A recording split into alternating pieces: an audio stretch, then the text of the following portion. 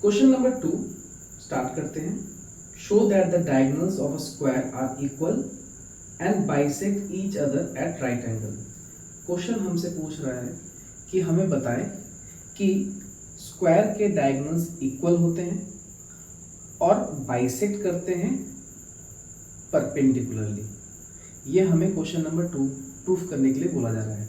ठीक है, तो जैसा कि आप देख रहे हैं कि मैंने ऑलरेडी यहाँ पे गिवन लिख दिया है, व्हाट टू प्रूव ये भी लिख दिया और डायग्राम भी राइट हैंड साइड में बना दिया है।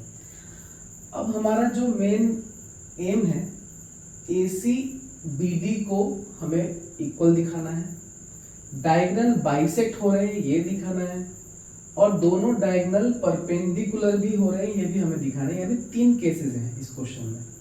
एक एक करके प्रूफ करते हैं। पहले हमें AC और BD यानी जो डायगोनल्स हैं स्क्वायर के, उन्हें हमें इक्वल दिखाना है। तो जिसके लिए हम प्रीवियस क्वेश्चन की तरह करेंगे। हम पहले लेंगे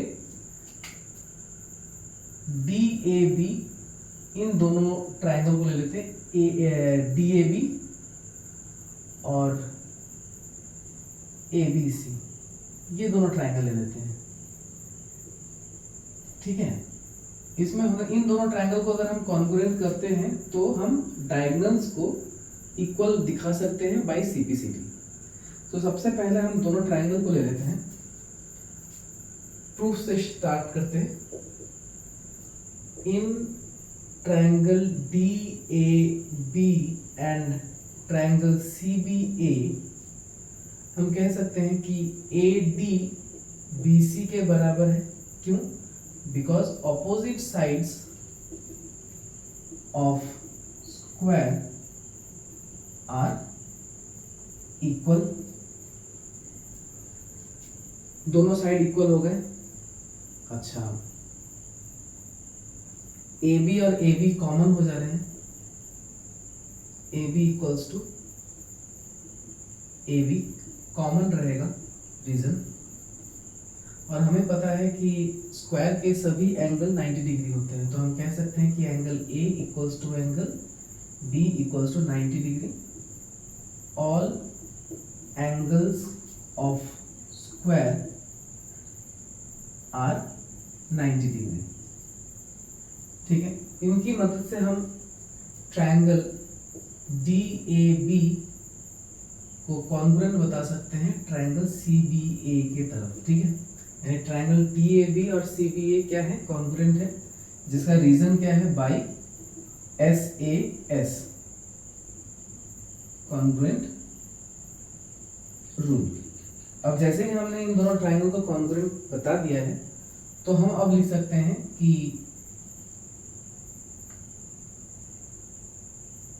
DB is equals to CA। Reason क्या रहेगा? CPCT।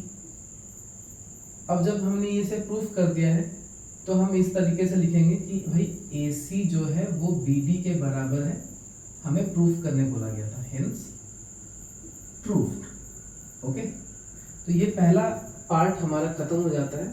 अब हमें करना क्या है कि दूसरा पार्ट सॉल्व करना है। दूसरे पार्ट में कहा जा रहा है कि डायगोनल बाइसेक्ट हो रहे हैं, मतलब बीच से कट रहे हैं, ये भी हमें दिखाना है। जिसके लिए हमें क्या करना होगा? हमें इन दोनों ट्रायंगल को लेना होगा, इन दोनों ट्रायंगल को, ट्रायंगल DOA और ट्रायंगल COB। DOA लेते हैं और COB एक तरफ लेते हैं। लेने से होगा क्या कि हम बता सकते हैं कि ये साइड और ये साइड इक्वल है, ये वाला जो एंगल है वो इस एंगल के बराबर है, मतलब ये जो एंगल है ये इस एंगल के बराबर हो जाएगा। रीजन क्या होगा? Alternate interior angle. उसी तरीके से ये जो एंगल है वो इस एंगल के बराबर हो जाएगा, रीजन सेम ही रहेगा, अल्टरनेट इंटीरियर एंगल। इनकी मदद से हम इन दोनों ट्रायंगल को कॉन्ग्रुएंट कर सकते हैं। तो चलिए पहले कॉन्ग्रुएंट करते हैं। In triangle DOA and triangle BOC AD equals to BC, angle A equals to angle C and angle D is equals to angle B। Reason लिख लेते हैं। Opposite sides of square are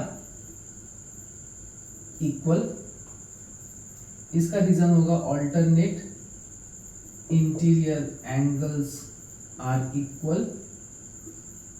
same reason इसका भी होगा, मैं नहीं लिख रहा हूं बट आप लोग को लिखना है। तो इसकी मदद से मैंने दोनों ट्राइंगल को कॉन्ग्रुएंट बता रहा हूं कि triangle DOA is congruent to triangle BOC by ASA congruent rule.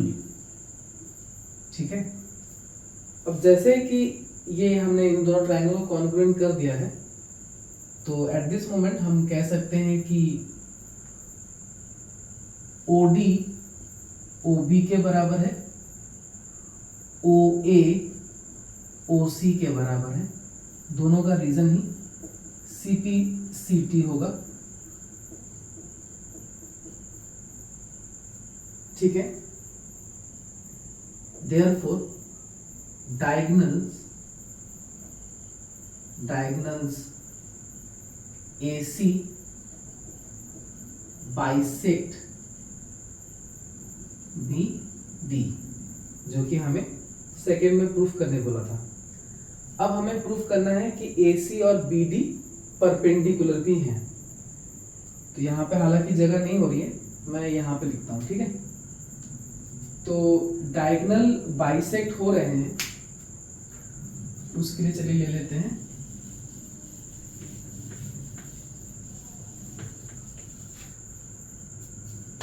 इन दोनों ट्राइंगल को ले लेते हैं। ठीक है, ये वाला ट्राइंगल और ये वाला ट्राइंगल, इसको जरा मिटा देते हैं नहीं तो कंफ्यूजन रहेगा। ठीक है, इन दोनों ट्राइंगल को लेते हैं। इन triangle AOD and triangle COD, जिसमें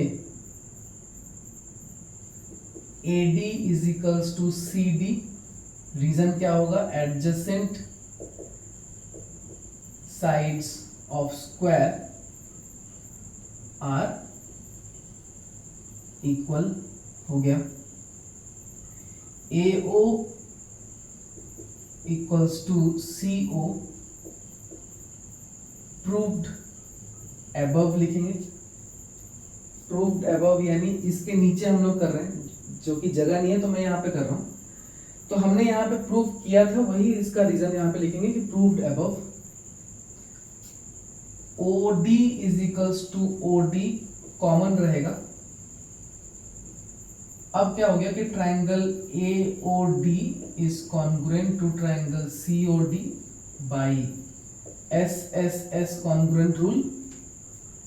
जैसे ये दोनों ट्राइंगल कॉन्ग्रुएंट हो जाते हैं तो मैं कह सकता हूं कि angle AOD is equals to angle COD CP CT की मदद से। और हमें ये भी पता है कि angles on a straight line यानी angle AOD plus angle COD 180 के बराबर होता है। रीजन है linear pair. Angles on a straight line 180 degree होता है, ये हमने यहाँ पे लिखा है।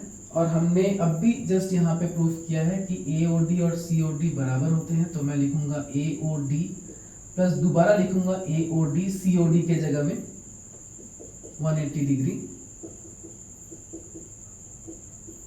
Twice of angle AOD equals to 180 degree, यानी एंगल AOD होगा 180 degree by 2, 90 degree. Angle AOD equals to 90 degree. अब देखिए, तो मैंने क्या प्रूफ कर दिया कि ये जो एंगल है ये 90 डिग्री है। तो यहाँ पे मैं कह सकता हूँ कि BD जो है वो AC पर परपेंडिकुलर बन रहा है। Hence AC is perpendicular to BD। Question का फर्स्ट पार्ट यहां से लेकर यहां तक है, क्वेश्चन का सेकेंड पार्ट यहां से लेकर यहां तक है, और क्वेश्चन का जो थर्ड पार्ट है ये रहा। इन 3 पार्ट को लिखने के बाद ये क्वेश्चन नंबर 2 पूरी तरीके से एंड होता है।